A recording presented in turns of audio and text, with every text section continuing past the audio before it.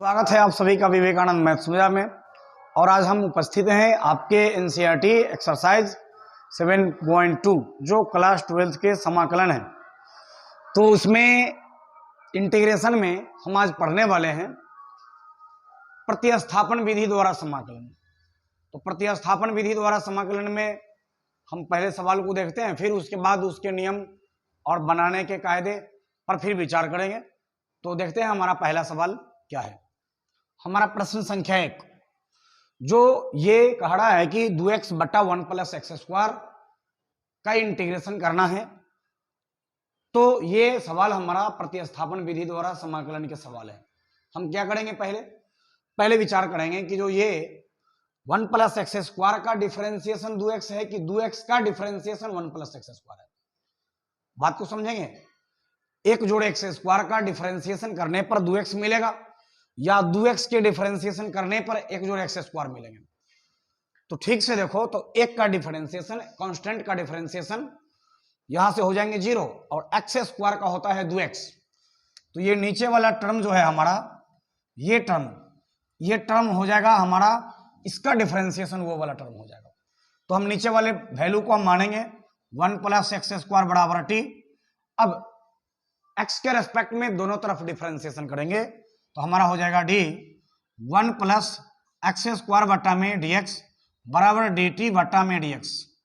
अब देखो 1 का क्या होगा, तो एक का डिफरेंशिएशन, कांस्टेंट नंबर का डिफरेंशिएशन उसका होता है 0, तो ये हो जाएंगे 0 प्लस, और याद करो एक्स स्क्वायर का डिफरेंशिएशन x के पावर n का डिफरेंशिएशन क्या होता है n x n घटे 1। तो उसी तरह से x के पावर 2 का हो जाएगा 2x के पावर 2 घटे 1 यानी कि 2x। तो यहां से हो गया हमारा इसका डिफरेंशिएशन 0 प्लस 2x बराबर dt बटा में dx।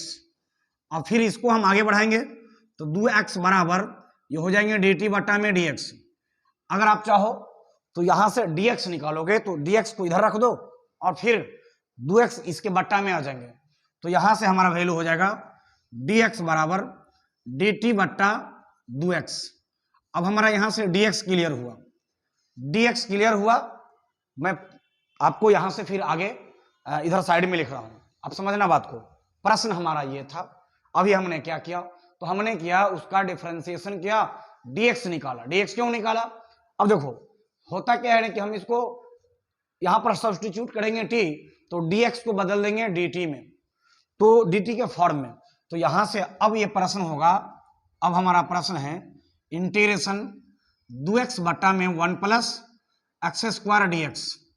ये हमारा वैल्यू आएगा 2x बटा में 1 प्लस। अब ये देखो इसके बदले आपने क्या माना, ये हमारा प्रश्न है, इसको हमने क्या माना था, t माना था, तो इसके बदला में भर दो यहां पर t। और dx का क्या मान निकाल के लाए हैं, तो dt बट्टा में 2x, तो ये हो जाएंगे dt बट्टा में 2x। और यहां से 2x से 2x हमारा कट जाएगा, बचेगा कितना, 1 बटा t dt। 1 बटा x का क्या होता है, log mod x, 1 by x का इंटीग्रेशन log mod x। उसी तरह से 1 बाई टी का हो जाएगा log mod t और प्लस में c। देखो क्वेश्चन हमारा x के फॉर्म में था, आंसर हमारा t के फॉर्म में आया। तो t कितना को माने थे t आप, तो हमने 1 प्लस एक्स स्क्वायर को t माना था, तो इसको हमने माना 1 प्लस एक्स स्क्वायर बराबर t। तो इसके बदला में 1 प्लस एक्स स्क्वायर भर दो, 1 प्लस एक्स स्क्वायर प्लस में c। ये हमारा फाइनल आंसर हो गया। पहला सवाल हमारा इस प्रकार से डील हो गया। देख हमारा दूसरा नंबर सवाल log x का स्क्वायर बटा में x। अब देखो ये इंटीग्रेशन जब करेंगे तो log x का डिफरेंशिएशन जब तुम निकालोगे तो उसका होता है 1 बाई एक्स, यानी कि इसका डिफरेंशिएशन नीचे वाला, ऊपर वाले का डिफरेंशिएशन नीचे वाला, इसीलिए हम ऊपर वाले को t मानेंगे। बात को समझो, log x का डिफरेंशिएशन नीचे वाला है, ऊपर वाले का डिफरेंशिएशन नीचे वाला है, इसीलिए ऊपर वाले को t मानेंगे, नीचे वाला कैंसिल हो जाएगा। तो हमारा यहां से जो वैल्यू आएगा, इसको आप अगर ऐसे लिखो p log x, यहां से आप मान लो कि माना, और log x बराबर t, इसको आप t मान लिए। तो x के रेस्पेक्ट में दोनों तरफ डिफरेंशिएशन, तो d log x, ये हो जाएंगे d log x बटा में dx बराबर हो जाएंगे dt बटा में dx। अब देखो log x का क्या होता है differentiation, d log x by dx बराबर 1 बाई एक्स। तो यहां से हो जाएंगे 1 बाई एक्स, बराबर डी टी बटा में डी एक्स। अब हम क्या करने वाले हैं, हमको चाहिए dx का मान, dx का मान चाहिए। तो dx का मान चाहिए तो इसको क्रॉस मल्टीप्लाई करोगे, तिरछा तिरछी गुना, तो ये हो जाएंगे dx बराबर x से dt में गुना, तो ये हो जाएंगे x dt, तो ये हो जाएंगे x dt, और यहां से क्लियर हो गया हमारा dx बराबर x dt। क्लियर। अब सुनो, सवाल हमारा ये रहा, हमने अभी क्या किया, तो किसका कौन डिफरेंशिएशन, log x का होता है 1/x, इसलिए log x को माने t। नीचे वाला को क्यों नहीं टी माने, अरे इसलिए नहीं माने कि जो 1/x है उसका डिफरेंशिएशन एक log x नहीं होगा, तो log x का होगा 1/x, इसलिए log x को हमने टी मान लिया। मैं फिर से कहूंगा, अगर आपको डिफरेंशिएशन पर अच्छी पकड़ हो तो इंटीग्रेशन बहुत जल्दी जल्दी समझ में आ जाएंगे। तो यहां से हमारा dx क्लियर हुआ। अब क्वेश्चन पर आते हैं। तो अब हमारा प्रश्न था ये, अब प्रश्न है log x के स्क्वायर बट्टा में x और फिर dx, यहां से वैल्यू आएगा, log x को हमने क्या माना था, log x को हमने माना t, तो जहां log x है वहां पर हम भर देंगे t, और t का स्क्वायर, देखो log x के बदला में t, स्क्वायर है तो स्क्वायर, बट्टा में x है तो x हो गया। और सुनो, dx का मान अभी निकाले, क्या निकाले, x dt, तो यहां बगल में भर देंगे x dt। अब ये x वाला से ये x वाला कट जाएगा। अब देखो यहां हमारा वैल्यू क्या बचेगा, t के पावर 2 dt। सूत्र याद होने चाहिए, x के पावर n का क्या होता है, x के पावर n जोड़ 1 बट्टा n जोड़ 1। डिफरेंस इंटीग्रेशन मतलब जो हम समाकलन करते हैं, तो समाकलन में x के पावर n का फॉर्मूला होता है, x के पावर n का, इसका इंटीग्रेशन जब करते हो आप क्या निकालते हो, x के पावर n जोड़ 1 बट्टा में n जोड़ 1। उसी तरह से एक जब सेट करोगे, x नहीं है t है, t है तो t के बदला में काम करेंगे, तो यहां से आएगा हमारा वैल्यू t के पावर 2 जोड़ 1 बट्टा में 2 जोड़ 1 प्लस में सी, ये हो जाएगा t के पावर 3 बट्टा में 3 और प्लस में सी 1/3 और t के पावर 3 और प्लस में सी। अब देखो 1/3 तो हो गया, और t किसको माने थे आप, तो t माने थे हम log x को t माने थे, तो log x यहां पर t के बदला में भर देंगे, तो यहां से हमारा वैल्यू आएगा log x, तो ये हो जाएंगे log x और इतना के पावर 3 प्लस में c। इस प्रकार से हमारा दूसरा सवाल क्लियर हुआ। मैं फिर से कहूंगा एक बार, तीसरे नंबर सवाल को पढ़ने से पहले एक बार देख लो इसको, कौन किसका डिफरेंशिएशन है, ध्यान में रखना, log x का डिफरेंशिएशन 1/x होता है, इसलिए हमने log x को t माना। तो यहां 2 स्टेप में काम होंगे, पहला किसी न किसी को आपको t मानना पड़ेगा, और दूसरी बात dx देले है तो उस dx का मान आपको डिफरेंशिएशन करके dt के फॉर्म में लाना पड़ेगा। तो एगो पहले काम t मानिए, दूसरा काम dx को निकालिए, और तीसरा में हम क्या करेंगे, जो सवाल था उसको रख देंगे, जहां जिसको t माने थे उसके बदले में हम t पुट करेंगे, बाकी के जो सब है x था तो x उतार दिए, dx है तो dx का मान x dt हमने यहां से लिख दिया, फिर ये कट गए, ये फॉर्मूला पर हम इसको सेट कर दिए, तो यहां से हमारा ये वैल्यू आ गया। देखते हैं प्रश्न संख्या 3 को, फिर समझते हैं तीसरा नंबर सवाल को। तीसरा नंबर सवाल को देखते हैं। तो तीसरा नंबर सवाल देखने से ऐसा पता चलता है कि अब किसको t माना जाए। अब t मानना या कोई नंबर हम अगर मानते हैं, कोई वेरिएबल मानते हैं यहां से, तो मानने के पीछे किसको माना जाए, ये बड़ा कह पाना बड़ा मुश्किल जैसा है। थोड़ा सा क्वेश्चन के मुंह कान को पहले सुधारते हैं, इसका रंग रूप को सुधारते हैं, फिर उसके बाद कहीं ऐसा लगने लगेगा कि किसका कौन t होगा। तो यहां से समझो, इसको हम करेंगे 1/, इसमें भी x है और इसमें भी x है। देखो यहां 2 टर्म है और दोनों में x है, तो x हम ले लेंगे कॉमन, तो यहां से बच जाएगा अपना 1 प्लस log x, और उसके बाद यहां से हो जाएंगे dx। यहां तक क्लियर। अब देखो 1 प्लस log x, एक का डिफरेंशिएशन 0 और log x का होता है 1/x, तो किसका कौन डिफरेंशिएशन, तो ये कोष्ट वाला जो मान है ना, इसका डिफरेंशिएशन x होगा, एक का 0 log x का 1/x, इसलिए इसको t मानेंगे, इसको t मानेंगे, और यहां से देखेंगे तो ये हो जाएगा माना यहां से 1 प्लस log x बराबर t। क्लियर। अब इसका डिफरेंशिएशन दोनों तरफ x के रेस्पेक्ट में, तो ये हो जाएंगे d 1 plus log x by dx बराबर dt बटा dx। यहां तक क्लियर है। अब देखो क्या करेंगे, हम एक का डिफरेंशिएशन करेंगे। बताओ, तो एक नंबर है ना, अरे कांस्टेंट होता है, कांस्टेंट का 0, तो ये हो जाएंगे यहां से 0 plus log x। log x का क्या होता है, तो log x का होता है 1/x। तो या अगर आप चाहो तो खंड खंड में बांट ही दो, तो d 1/dx plus d log x बट्टा में dx बराबर हो जाएंगे dt बट्टा में dx। अब देखो एक का क्या होगा 0, तो एक का हो गया 0 प्लस log x का क्या होंगे 1/x, तो ये हो जाएंगे 1/x बराबर dt बट्टा में dx। अब देखो यहां से अगला टर्म हमारा क्या मिलने वाला है। हम ऐसा क्यों कर रहे हैं, हम ऐसा इसलिए कर रहे हैं कि हम dx का मान निकाल सके dt के फॉर्म में। तो 0 प्लस 1/x, तो ये तो हो जाएगा अपना 1/x, यहां से वैल्यू आ जाएंगे अपना 1/x बराबर 0 प्लस यहां से dt बट्टा dx। आप क्रॉस मल्टीप्लाई गुना करोगे तो 1 और dx में गुना करेंगे तो ये हो जाएगा dx बराबर x और dt में, तो ये हो जाएगा x dt। तो dx का मान निकल के आ गया dx बराबर x dt। अब देखो क्या करना है, पहले कौन किसका डिफरेंशिएशन ये पता करना है, पहले क्या करना है कौन किसका डिफरेंशिएशन ये पता करना है, उसको t मान लेना है और dx निकाल लेना है, यहां तक ठीक है। उसके बाद जो सवाल था उसको आप लिखो और जिसको आपने t माना, जैसे अब हमारा प्रश्न ये था, इसको मुंह कान को हमने बदल के ऐसे बना दिया, तो अब हमारा ये होगा integration 1/x 1 plus log x और इतना का dx।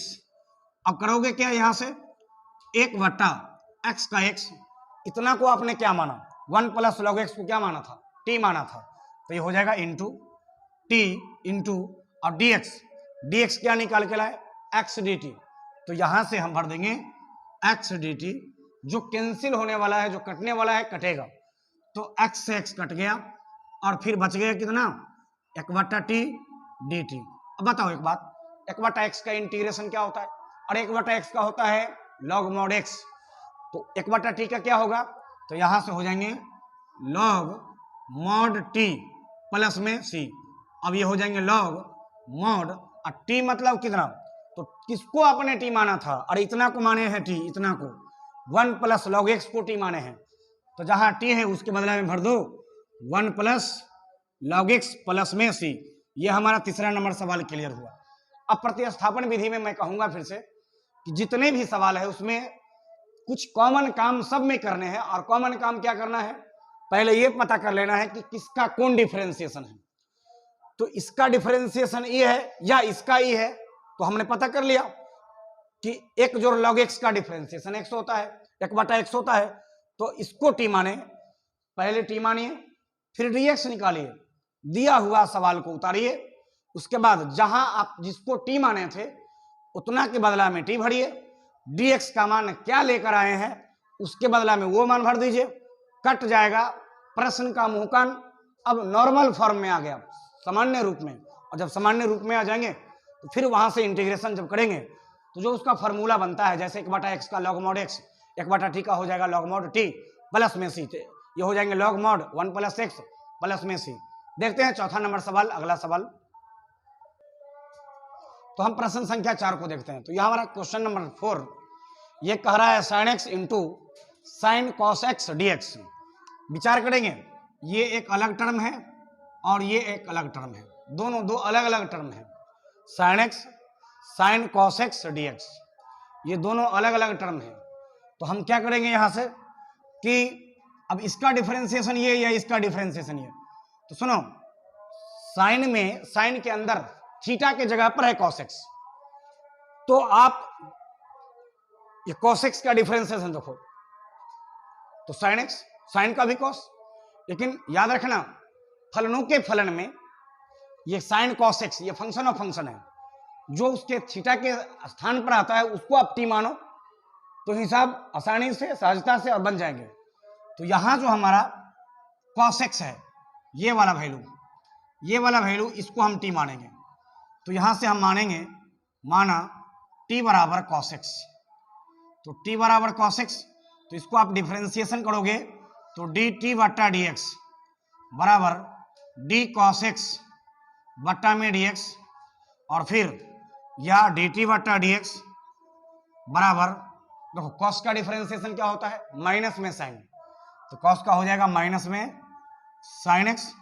अब देखो हमको क्या चाहिए, हम क्या निकालने चले हैं, हम dx निकालने चले हैं, तो ये हो जाएंगे dt बटा में माइनस में, उधर से इधर लाएंगे, माइनस में साइन एक्स, माइनस में साइन एक्स, और बराबर में हो जाएंगे इधर dx। तो इसको आप लिख सकते हो dx बराबर